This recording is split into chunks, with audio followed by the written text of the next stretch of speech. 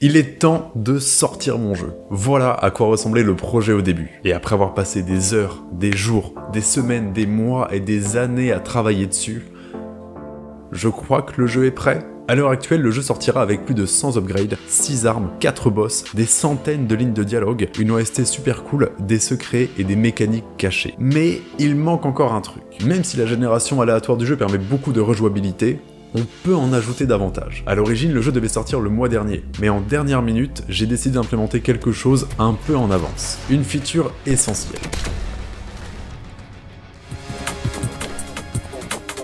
Bon, j'ai codé ça, mais j'ai surtout besoin d'ajouter un système de difficulté supplémentaire. J'ai vu les speedruns que vous avez fait sur Blood Rush, et vous êtes nombreux à vraiment avoir pris le jeu en main et à le tenir en laisse. Vous roulez sur le jeu. Enfin, sur la démo du jeu. Mais surtout, pour combien de temps? Je vais vous pourrir la vie. De façon raisonnable. Alors voilà le plan. Première étape, on va voir le concept et la forme que ça va prendre. Deuxième étape, on code la base de notre système. Troisième étape, on ajoute Blood Rush à la wishlist. Le lien est en description, et puisque le jeu sort bientôt, c'est maintenant ou jamais. Je sors Blood Rush ce mois-ci et le jeu sera en promotion pour sa sortie, alors pour ne pas la manquer, ajoutez le jeu à votre wishlist. Et enfin, dernière étape, on fait tous les visuels et on se prépare à sortir le jeu. Le problème, c'est que pour certains joueurs, le jeu est trop facile. Certains arrivent à one-shot des boss. Donc ça, pourquoi pas, ça peut être super cool, mais one shot, un double boss, arrêtez, c'est pas possible.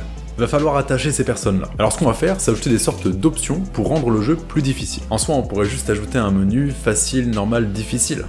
Et on souffle. Alors l'idée, c'est qu'une fois passé un certain cap dans le jeu, vous allez trouver la boîte de Pandore. Puis il faudra chercher et trouver différentes bagues que vous pourrez équiper ou non afin d'ajuster la difficulté. Chaque bague aura un effet différent sur le gameplay et ça vous permettra de pimenter la difficulté du jeu en fonction de ce que vous voulez. Évidemment, si vous êtes un bourrin, vous pouvez évidemment tout équiper d'un coup, mais bon courage pour finir le jeu. Et le truc qui est cool et qui me plaît vraiment sur les bagues, c'est qu'on peut physiquement les avoir sur la main du joueur. Donc il n'y a plus qu'à mettre en place tout ça. Pour commencer à implémenter tout ça dans le jeu, j'ai créé une structure de données pour stocker les informations sur mes bagues. J'y stocke des informations qui ne changent pas, comme par exemple le nom de la bague, les conditions pour la débloquer et l'amélioration qu'elle utilise. Parce qu'en fait, j'ai déjà codé tout un système d'amélioration pour le jeu, et c'est ce système que j'utilise sur la table d'alchimie, pour les reliques, pour les idoles, et techniquement les mobs et les boss peuvent s'en servir également. Donc pour les bagues, on va pas réinventer la roue, on a ce système que j'ai implémenté qui marche très bien, on va continuer de l'utiliser. Pour afficher les bagues, j'ai juste fait un petit component pour ajouter les modèles 3D aux mains du joueur. C'est juste un petit component en C++ qui récupère les bagues équipées et qui attache leur modèle 3D au dos du joueur. Comme ça au moins on voit exactement quelle bague on a d'équiper. Pour le moment, dans le jeu, j'ai ajouté la plus basique des bagues, celle de la colère. Son effet est super simple, quand vous l'équipez, vous prenez plus de dégâts que d'habitude. Donc en soi, on peut la ramasser, l'équiper, et quand on l'enfile, on prend plus de dégâts.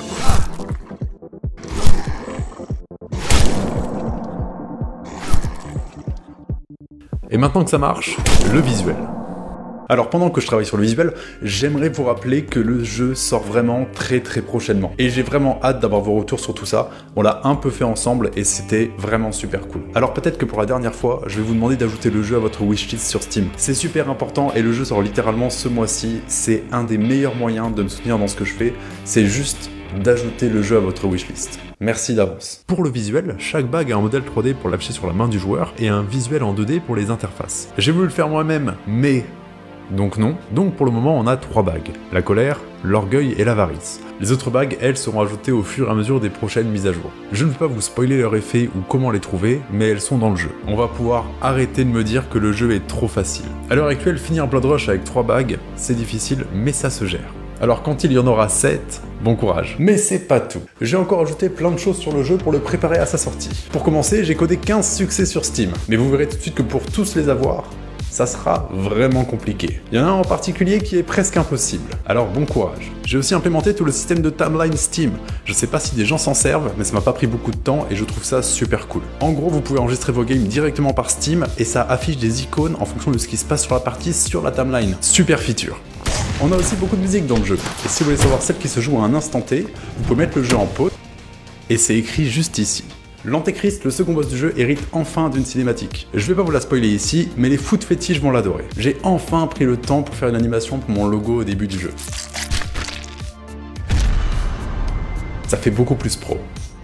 Le français, c'est compliqué, on a plein de lettres avec des accents dans tous les sens, et toutes les polices d'écriture, dont celle du jeu, ne supportent pas forcément ça. Donc j'ai dû ajouter des glyphes à la fonte du jeu, histoire de pouvoir les supporter. C'était super chiant, c'était super. J'ai de nouveau ajouté de nouvelles améliorations, ce qui porte le total à plus de 100. C'est beaucoup, il y a de la diversité. J'ai aussi profité du temps qui me restait sur le jeu pour ajouter des dialogues très spécifiques. J'ai un peu dopé mon système, mais à présent, certains personnages peuvent réagir très précisément à certaines de vos actions. Et ça, c'est juste le début. Enfin bon, je pense que le jeu est prêt pour une sortie en accès anticipé. J'espère sincèrement que vous kifferez le jeu.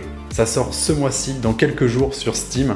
Donc en attendant que le jeu sorte, n'hésitez pas à rejoindre le Discord, à liker et partager cette vidéo, et encore une fois, à wishlist le jeu. Merci pour le soutien que vous m'avez apporté au cours de ce projet. On se retrouve vraiment très bientôt. À plus.